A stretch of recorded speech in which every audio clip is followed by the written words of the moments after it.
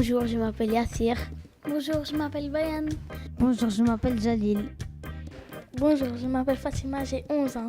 Bonjour, je m'appelle Anas, j'ai 10 ans. Je m'appelle Hassan et j'ai 9 ans. Bonjour, je m'appelle Abdel Moïse, on est le 7 décembre. Je m'appelle Imran, j'ai 9 ans.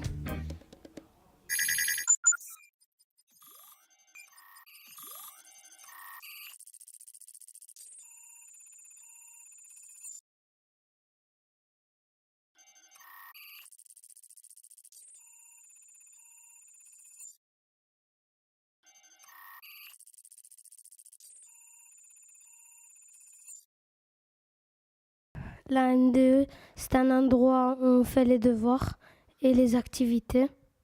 On fait d'abord les devoirs puis les activités. On est dans l'atelier journalisme. On interviewe des personnes.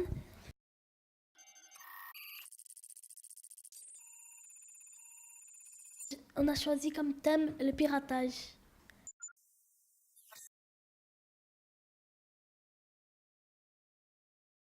J'ai choisi ce thème pour savoir plus sur le piratage.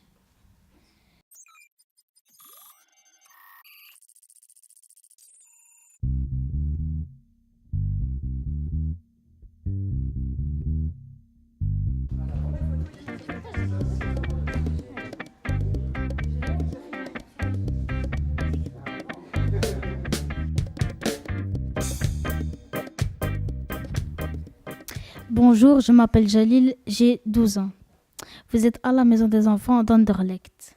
C'est une association dans laquelle nous faisons nos devoirs et divers ateliers créatifs. Ici, vous êtes à l'atelier journalisme. Dans le cadre de cet atelier, nous interrogeons différentes personnes. Dans cette année, nous avons choisi le thème du piratage informatique. Pouvez-vous brièvement vous présenter ? D'accord. Bon, moi, je m'appelle Martine Van de Mulebroek. J'ai été journaliste au Journal Le Soir pendant très longtemps, pratiquement plus de 30 ans. Et maintenant, je suis journaliste indépendante et je travaille essentiellement pour une revue qui s'appelle Alter Eco et qui fait surtout de l'actualité économique et tout ça. Donc, je suis une journaliste de presse écrite. Vu que j'ai dit que le thème de cette année, c'est le piratage, je vais vous poser une question sur... Avec le piratage qui existe aujourd'hui, pouvez-vous vous fier aux infos qui circulent ? Mais c'est moins une question de piratage qu'une question d'informations fausses qui circulent sur Internet et qui sont faites par des sites, certains sites qui sont des sites, par exemple, d'extrême droite ou d'autres, et qui donnent volontairement des informations fausses ou qui trafiquent les images, oui, les photos, ça arrive souvent. Bon, enfin, aujourd'hui, un journaliste doit savoir comment on vérifie une image et une photo, quoi. Il y a aujourd'hui des règles, il y a des choses qui sont très faciles à vérifier, d'où est l'origine de la photo, de voir. Et puis, il faut aussi commencer à connaître aussi quels sont les sites et d'où ça vient qui systématiquement soit donnent des informations fausses, soit les trafiquent. Et ça finit par se savoir et se connaître. Je crois qu'aujourd'hui, les journalistes connaissent mieux ça. Le problème, il est beaucoup plus de nouveau quand on veut aller trop vite. Et c'est beaucoup le cas soit à la télévision, à la radio, sur les sites, par exemple, de la radio, ou sur les sites Internet des journaux. Ils doivent donner l'information le plus vite possible avant que les autres le donnent, très rapidement. Et donc, parfois, ils ne prennent pas le temps de vérifier. Et donc, il y a déjà eu des erreurs énormes qui ont été commises comme ça. Mais comme il y en a déjà eu pas mal d'erreurs, maintenant, ils sont un peu plus attentifs. Mais ce n'est pas facile.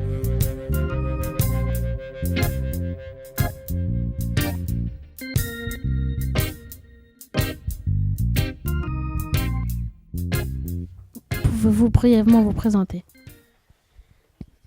Alors je vais, oui, brièvement me présenter. Je m'appelle Olivier Bogart, je suis commissaire à la Computer Crime Unit. Donc c'est l'unité de la police fédérale qui est en charge de tout ce qui est cybercriminalité et qui s'intéresse justement au piratage informatique. Y a-t-il des enquêteurs qui se consacrent uniquement à la recherche des hackers ? Alors il y a des enquêteurs qui s'occupent de ça, oui, mais évidemment il faut y avoir des attaques. Et donc les hackers vont faire l'objet d'enquêtes à partir du moment où il y a une société ou une structure qui dit voilà, on a été victime de pirates informatiques. Alors nous, on va effectivement à ce moment-là essayer de les trouver, mais on travaille dans plein d'autres dossiers également. Bonjour, je m'appelle Fatima et j'ai 12 ans. Comment faites-vous pour trouver des informations sur les hackers et remonter jusqu'à eux? Alors là, c'est comme dans toutes les enquêtes de police depuis le début de l'histoire. Et donc ça veut dire qu'on va essayer de trouver des petites traces. Donc on va évidemment analyser tout ce qu'on a comme support informatique et on va essayer de remonter les petites traces que les hackers qui sont des entre guillemets cybercriminels ont pu laisser. C'est un peu comme le petit pousset. On laisse des petits cailloux blancs et on en ramasse les petits cailloux, mais on oublie peut-être un seul petit caillou et ça suffit. C'est ce petit caillou que nous on va pouvoir utiliser. Quel est le profil des victimes? Alors, le profil des victimes, ce sont des gens qui, je dirais, n'ont pas vraiment l'habitude de l'ordinateur, utilisent l'ordinateur de manière tout à fait basique et ne pensent pas que l'ordinateur peut avoir des liens et ne comprennent pas peut-être ou n'ont pas reçu l'information leur permettant de savoir qu'il y a énormément d'informations qui circulent à l'intérieur d'un réseau, etc. Donc ils sont un petit peu sur leur ordinateur comme quelqu'un qui serait en train de consulter un dossier et en train de feuilleter des pages. Bon, c'est là, c'est sur mon bureau et ils limitent ça à leur bureau. Et donc, je crois qu'il y a un gros travail d'éducation à faire aux gens, leur expliquer non, votre machine n'est pas isolée, elle fait partie de toute une structure beaucoup plus large. Et quand vous faites quelque chose sur votre machine, ben, ça peut avoir un impact. Et puis, c'est aussi, ce qu'on a déjà dit tout à l'heure, c'est être prudent avec toute une série de choses, avoir des règles de sécurité, comme avoir un bon mot de passe, ne pas utiliser le même mot de passe pour tous les services qu'on utilise. Donc, essayer d'être prudent et d'apprendre à connaître les risques.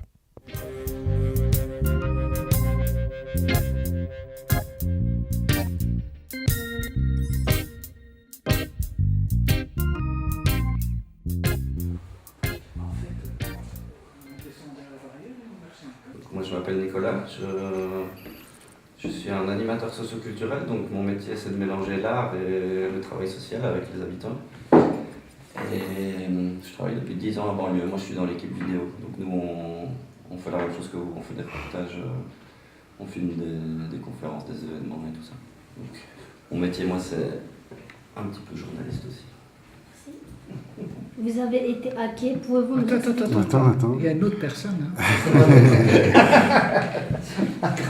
Non, donc moi je suis Jérémy, et ici à banlieue, je m'occupe de tout ce qui est création, développement de sites web, de logiciels, de réseaux sociaux, de bases de données, etc.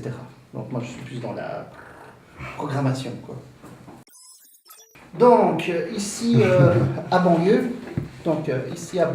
nous avons des serveurs, des ordinateurs informatiques sur lesquels se trouvent des sites web.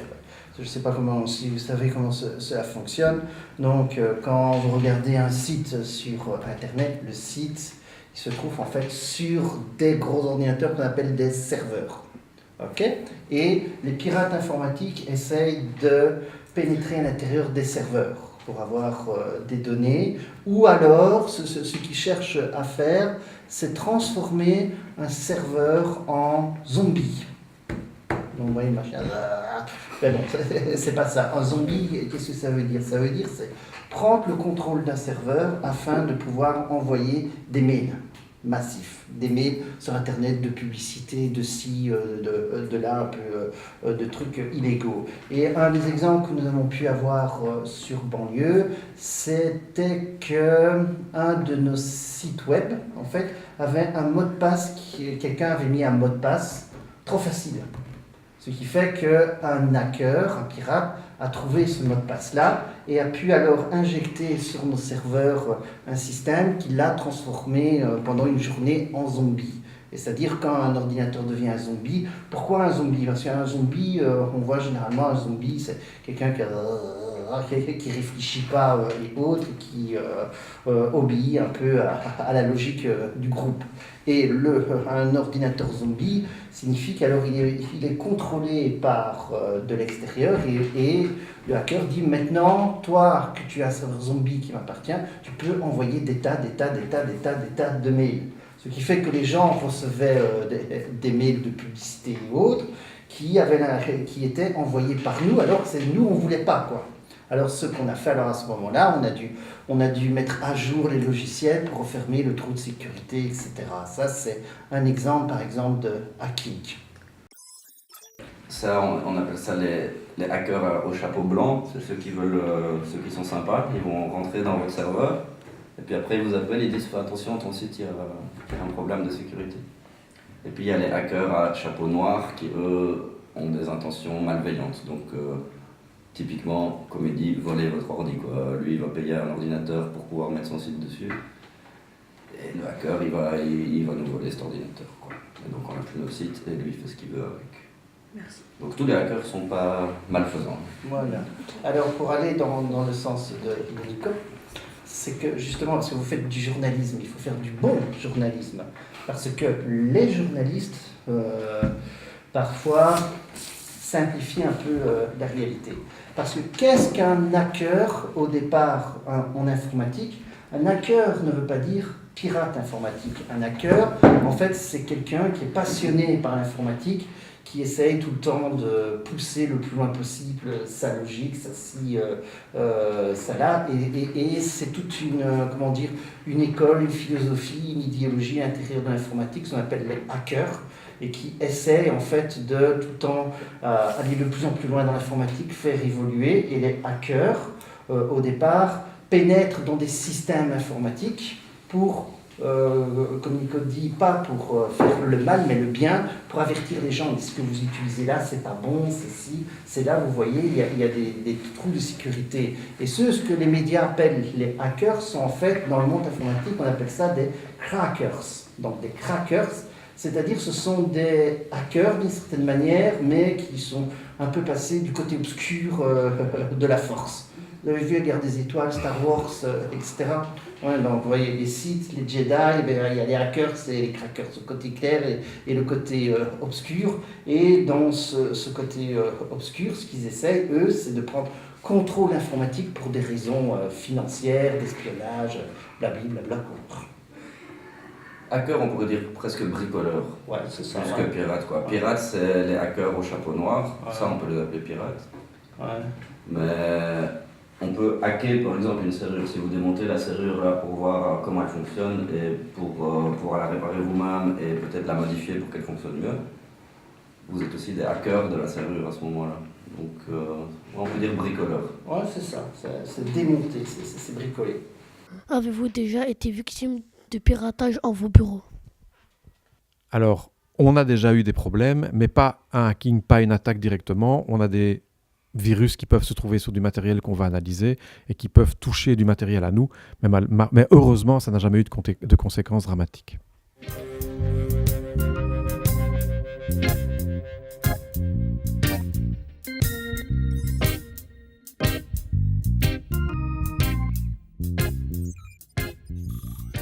Donc moi je m'appelle maintenant on me connaît aussi sous le nom de Cortex, c'est mon nickname on va dire. Et donc oui, ce que je fais, c'est je travaille dans la sécurité informatique depuis pas mal d'années, je crois 15-20 ans, quelque part par là. Donc dans la partie tout ce qui est piratage, donc ça c'est un domaine dans lequel je travaille que j'aime beaucoup et qui est très divertissant on va dire. Pourquoi piratez-vous? Quelles sont vos motivations? On va dire qu'au début, c'était un petit peu parce que je trouvais ça très très drôle, changer les choses, on pouvait changer par exemple un site internet, ce genre de choses-là.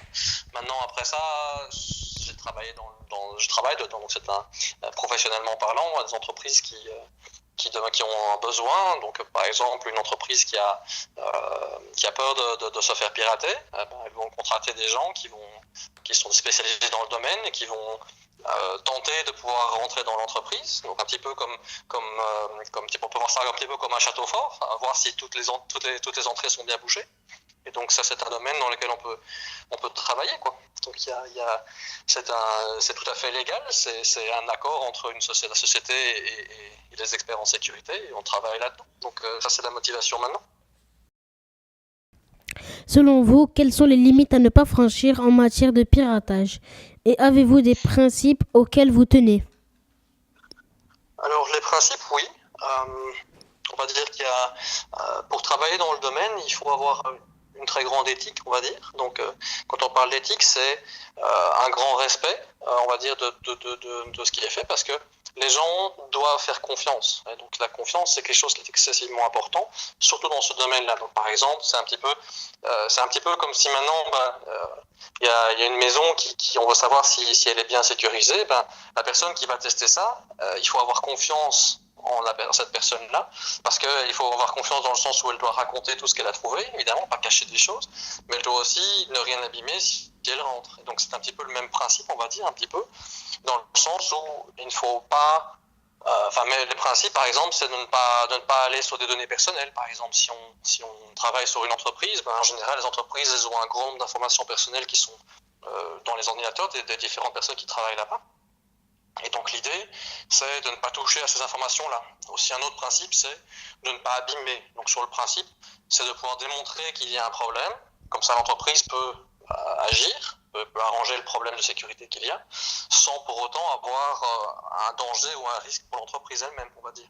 Donc par exemple, imaginons, je prends quelque chose que vous connaissez sans doute très fortement, si on prend Facebook par exemple, si maintenant quelqu'un trouve, un spécialiste en sécurité trouve une faille de sécurité, il va directement contacter Facebook et va dire, voilà, il y a un trou de sécurité, voilà comment on le fait, et il faut essayer de l'arranger. Quelqu'un de malicieux, il va simplement faire en sorte que Facebook s'arrête de fonctionner, par exemple. Vous voyez ? Donc c'est un petit peu la différence qu'il y a entre les différents types de personnes, on va dire.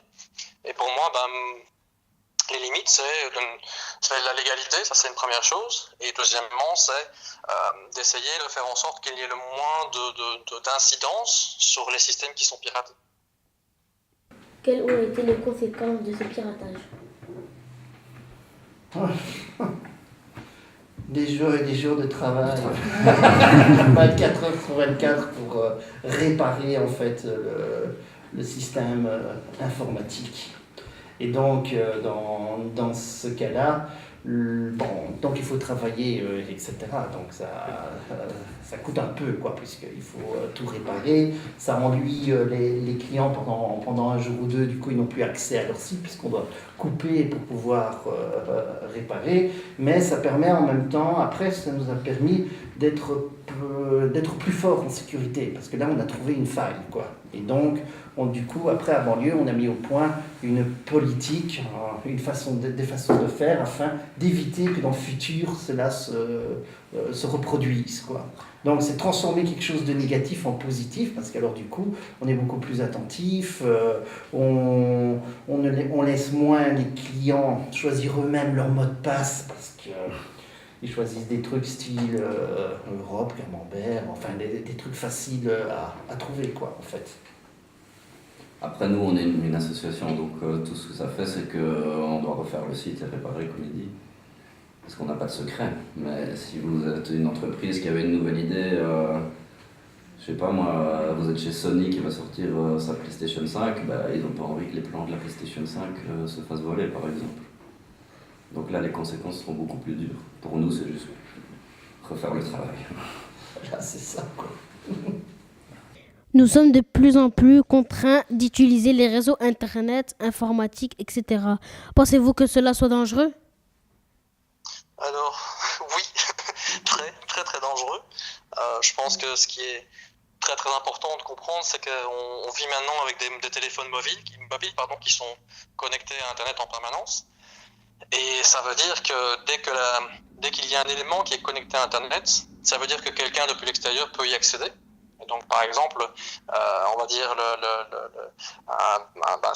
les téléphones mobiles, par exemple, c'est une cible de choix parce que ça contient énormément d'informations. Et je pense que un grand nombre de personnes, la majorité des personnes dans le monde ne comprennent pas quel est le danger qu'il y a à être connecté. Dans le sens où le téléphone mobile est utilisé, par exemple, pour ses opérations bancaires. Il contient Facebook, contient les emails, contient les photos de famille, contient d'autres photos, les photos des activités. Il va contenir tout un tas d'éléments. Il va contenir les informations de géoposition, par exemple, donc là où la personne se trouve. Et donc, un exemple très simple avec ça, c'est quelqu'un qui a une idée des pensées mauvaises, entre guillemets, qui veut faire du mal à d'autres, peut utiliser cette information-là de façon très très facile. Et ça génère, entre guillemets, pour moi, un risque qu'il n'y avait pas auparavant, parce qu'auparavant, on n'utilisait pas ça. Auparavant, on avait un téléphone avec un câble, tout n'était pas interconnecté. Maintenant, n'importe qui, depuis son ordinateur, entre guillemets, s'il a les connaissances qui sont suffisantes pour le faire, peut voler ces informations-là et tourner ces informations-là contre la personne. Et donc, on voit maintenant de plus en plus, par exemple, ce qu'on appelle l'Internet des choses, entre guillemets. Donc, c'est le fait qu'on va tout connecter à Internet. Par exemple, on va avoir son frigo connecté à Internet, on va avoir une caméra dans sa maison connectée à Internet, on va avoir la porte de son garage connectée à Internet. Et ça, pour résoudre, ou même la voiture, par exemple, les voitures sont aussi connectées à Internet. Et donc, le danger, c'est quoi ? C'est que quelqu'un depuis l'extérieur peut modifier le comportement. Alors, on peut donner un exemple très simple. Je prends la voiture, par exemple. Ça a été démontré il n'y a pas si longtemps que ça, qu'il était possible à distance de contrôler les freins d'une auto, par exemple, ou de contrôler la direction d'une auto. Si on prend les toutes nouvelles voitures qui sont complètement électriques, complètement avec un ordinateur complètement intégré dedans, on peut faire des choses qui sont très très dangereuses si on est capable de modifier le fonctionnement de la voiture. Et donc pour moi, oui, il y a un risque et qui grandit énormément simplement du fait que tout est connecté, interconnecté.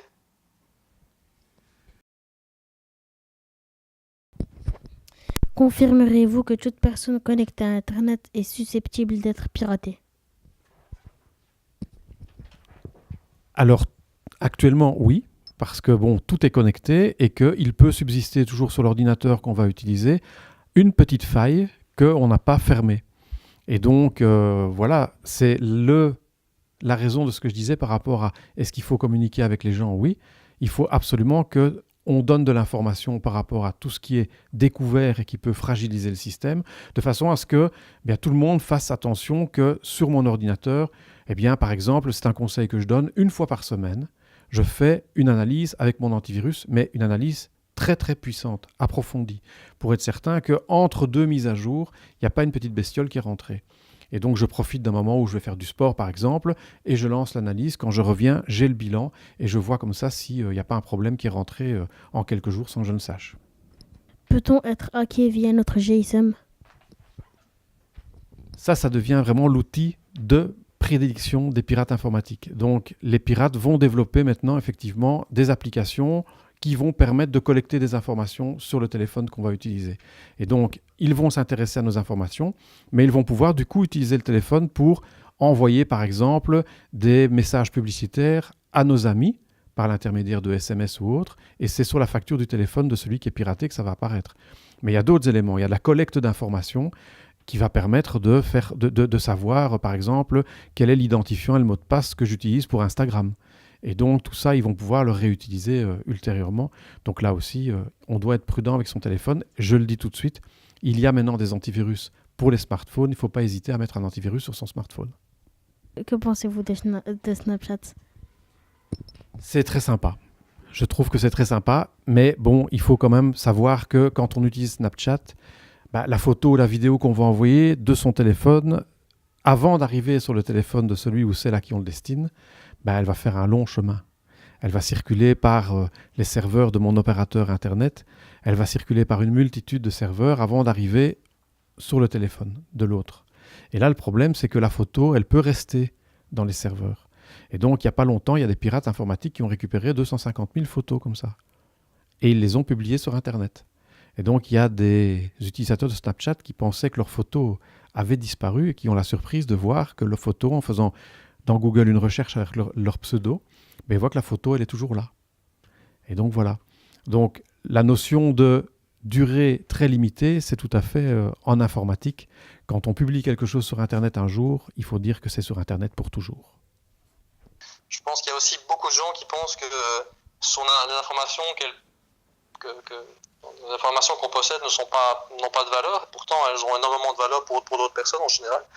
Et je crois que ce qui est très important, c'est d'être sensibilisé aux dangers d'Internet, parce qu'on ne s'imagine pas qu'avec son ordinateur ou simplement en jouant entre guillemets sur ce qu'on fait là-dessus sur Internet, on ne s'imagine pas que c'est un monde dans lequel il n'y a pas vraiment de règles, et donc n'importe qui peut faire un peu n'importe quoi. Et je pense que là, il faut faire très très attention. Il faut faire aussi très attention à la quantité d'informations qu'on met sur Internet. Dans le sens où tout ce qu'on y met, une fois que c'est dedans, c'est parti et ça ne sortira jamais, on va dire. On va prendre l'exemple de nouveau de Facebook. Sur Facebook, par exemple, il faut essayer de restreindre un maximum qui peut voir les informations. Parce que, je peux vous donner pas mal d'exemples, des choses relativement simples. Mais par exemple, Facebook connaît la localisation du téléphone mobile, par exemple. Et donc, ce qui intéresse à Facebook, c'est savoir où la personne se trouve, parce qu'ils aimeraient bien pouvoir vendre des choses, par exemple. Donc, imaginons que on va chez Carrefour, si Facebook peut dire à Carrefour, regarde, cette personne-là, elle va aller dans ce Carrefour-là, Carrefour peut dire, je vais essayer de l'inciter à venir en lui donnant des publicités, par exemple. Et donc, toutes ces informations-là, qui est une information qui est très, très personnelle, peut être transmise à des personnes comme ceux de chez Carrefour, par exemple, ou ceux de chez Facebook. Le problème, c'est que quand il y a d'autres personnes qui n'ont rien à voir avec tout ça, qui vont voler cette information-là, ils peuvent l'utiliser contre la personne, par exemple. Et donc ça, c'est très très dangereux. Par exemple, si on sait que si on veut savoir que la personne n'est pas chez elle, mais on peut le savoir simplement en prenant les informations de Facebook, par exemple. Donc ce sont des choses qui sont très très dangereuses, et il faut que tout le monde comprenne bien quels sont les risques qui sont associés à tout ça. Quelles sont les peines encourues par un hacker?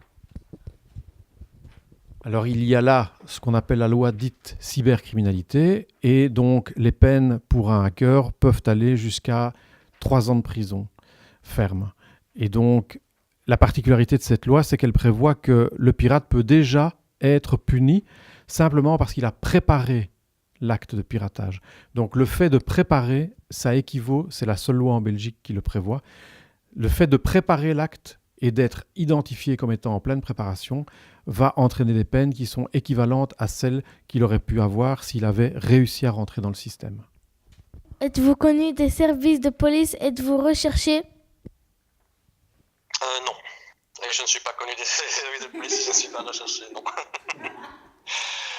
Il faut savoir, de nouveau, c'est quelque chose qui est très important. Donc, on parle de tout ce qui est, on parle des hackers, des personnes qui font des choses qui sont illégales. Maintenant, on peut faire du hacking tout à fait légal. Maintenant, les personnes qui font ça de manière illégale vont, par exemple, voler de l'argent, ou vont essayer de faire des choses qui vont pas être, qui sont prévues par la loi comme étant pas acceptables, on va dire. Et donc, ces personnes-là, évidemment, elles vont être pourchassées. En général, si on regarde le piratage maintenant, ce sont des gens qui sont localisés dans des pays qui n'ont pas d'accord. Par exemple, si on est en Belgique, il y a des pays qui n'ont pas d'accord avec la Belgique pour au niveau de la police. Par exemple, si on prend par exemple la Russie, ou si on prend la Corée, ou si on prend des pays en Malaisie, ce genre de choses-là, ce sont des pays qui n'ont pas d'accord avec la Belgique pour collaborer avec la police. Donc c'est beaucoup plus difficile de se faire intercepter quand on est à l'étranger. Et donc, beaucoup de gens qui font des choses malicieuses le font depuis l'extérieur. Maintenant, dans mon cas, vu qu'il n'y a rien d'illégal, il n'y a pas de danger à ce niveau-là, quoi. Merci. Est-ce que vous collaborez avec d'autres pays? On collabore avec d'autres pays par l'intermédiaire de la structure que tout le monde connaît qui s'appelle Interpol, mais on collabore également maintenant avec Europol, qui est une structure propre à l'Europe et qui est un service basé aux Pays-Bas qui va permettre d'échanger des informations entre les différents services de police, je veux dire, de façon à se pouvoir justement avancer.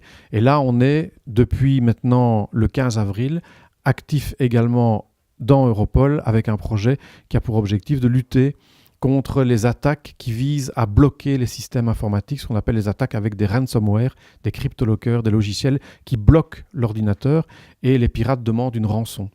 Et donc là, on a maintenant toute une plateforme avec des dizaines d'acteurs. Il y a des grands laboratoires de sécurité, des services de police dans toute l'Europe qui travaillent ensemble pour justement mettre à disposition la clé qui permettra aux victimes de récupérer leurs données. On a parlé il y a quelques minutes de WannaCry qui avait fait beaucoup de dégâts dans cette attaque il y a 1 mois et demi. Eh bien, la clé pour les gens qui auraient été victimes permettant de décoder les fichiers qui ont été cryptés avec WannaCry est désormais disponible sur le site. Agissez-vous seul? Ça dépend. En général, oui. En général, je travaille donc seul sur l'émission. Mais parfois, quand ce sont des projets qui sont très très gros, là on le fait en équipe, donc on peut être plusieurs à essayer. Donc ça peut être, par exemple, il y a des missions sur lesquelles on est tous localisés à un endroit, on va dire sur la planète, et on essaye tous de notre côté, en partageant en fait les résultats qu'on a obtenus sur la cible, quoi. Le piratage est-il votre activité principale? Est-ce lucratif? Alors lucratif, oui. L'activité principale, ça l'a été pendant pas mal d'années.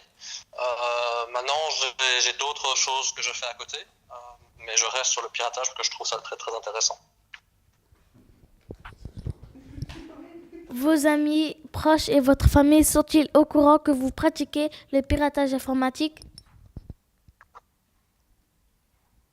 Alors, on va dire que quand c'était pas professionnel, pas vraiment. Puis quand c'est devenu une activité professionnelle, donc un travail, bien sûr, oui, parce que c'est un travail, quoi. Comme être informaticien ou travailler, je sais pas moi, être médecin, avocat ou n'importe, ou journaliste par exemple, comme si j'entends bien comme vous aujourd'hui, par exemple, c'est un travail, un métier. Et donc la sécurité est un métier aussi. Avez-vous quelque chose à ajouter? Que nous devons nous documenter, que nous devons vraiment apprendre à connaître l'outil que nous utilisons et nous dire, voilà, j'utilise tel système, à quoi est-ce que je dois être attentif? C'est un petit peu, je dirais, comme quand on veut apprendre à conduire, on commence à étudier le code de la route, parce qu'il faut son permis. Alors, on n'a pas encore besoin de son permis pour surfer, mais avoir des bons trucs, avoir des bonnes astuces, savoir, tiens, on me demande ça, c'est bizarre, je crois que c'est extrêmement important d'écouter, de se documenter, d'aller chercher l'information.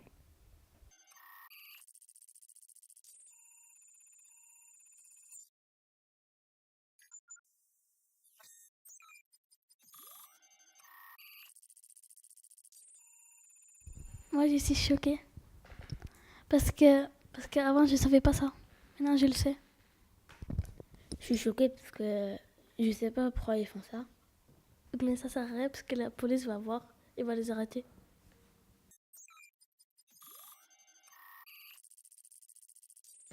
Qui vont en prison. C'est des escrocs. C'est pas bien de faire ça.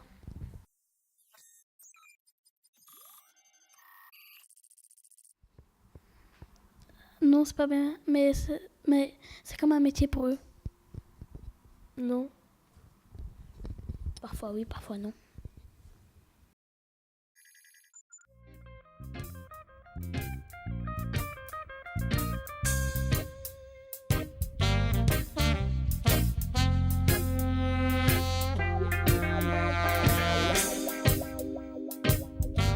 Est-ce que ce que font les hackers, c'est bien?